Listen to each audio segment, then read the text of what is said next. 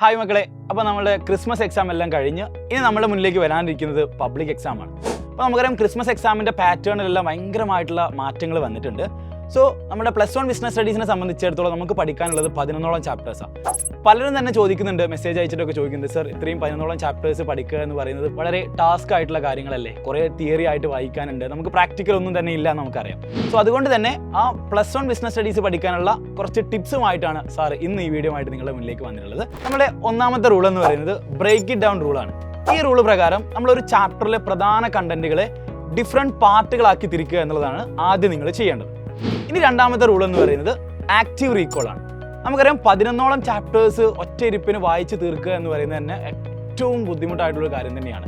So അതുകൊണ്ട് തന്നെ നിങ്ങൾ പ്രധാനപ്പെട്ട കീ ഏരിയാസ് ഉണ്ടായിരിക്കും, ആ കീ ഏരിയാസിൽ കൂടുതൽ ഇമ്പോർട്ടൻസ് കൊടുത്തുകൊണ്ട് അത് റിപ്പീറ്റഡ് ആയിട്ട് റെഗുലർ ആയിട്ട് വായിച്ചു നോക്കുക എന്ന് പറയുന്നതാണ് നമ്മൾ ഈ ആക്റ്റീവ് റീകോൾ പ്രകാരം നിങ്ങൾ ചെയ്യേണ്ടത്. നെക്സ്റ്റ് റൂളാണ് സമ്മറൈസ് ആൻഡ് സിംപ്ലിഫൈ.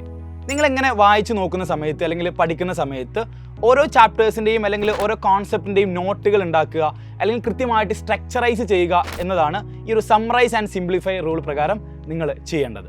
ഇനി നമ്മുടെ നെക്സ്റ്റ് റൂളാണ് ടീച്ച് സംവൺ എൽസ്.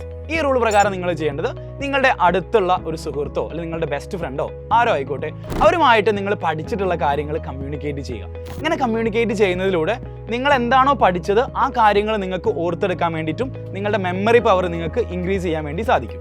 ഇനി നമ്മുടെ അടുത്ത ടിപ്പാണ് സ്റ്റേ കൺസിസ്റ്റൻറ്റ്. അതാണ് ഏറ്റവും ഇമ്പോർട്ടൻ്റ് എന്ന് പറയുന്നത്. നമ്മളൊരു പെർട്ടിക്കുലർ എക്സാമിൻ്റെ സമയത്ത് മാത്രം പഠിച്ചു കഴിഞ്ഞാൽ ചിലപ്പോൾ ഒരു 10 ഹവേഴ്സോ അല്ലെങ്കിൽ 8 ഹവേഴ്സോ ഒറ്റ ഇരിപ്പിന് പഠിച്ചു പോകുന്ന ആളുകളുണ്ടായിരിക്കും. പക്ഷേ സ്റ്റേ കൺസിസ്റ്റൻ്റ് എന്ന റൂൾ പ്രകാരം നിങ്ങൾ ചെയ്യേണ്ടത് എല്ലാ ദിവസവും നിങ്ങൾ ഒരു പെർട്ടിക്കുലർ ടൈം പീരീഡ് കണ്ടതിന് ശേഷം ആ ടൈം പീരീഡിൽ കൃത്യമായിട്ട് നിങ്ങൾ പഠിക്കാനിരിക്കുകയും നിങ്ങൾ കൃത്യമായിട്ട് കോൺസെപ്റ്റുകൾ പഠിക്കുകയും അതിനനുസരിച്ചുള്ള കാര്യങ്ങൾ പ്രിപ്പയർ ചെയ്യുകയുമാണ് ചെയ്യേണ്ടത്.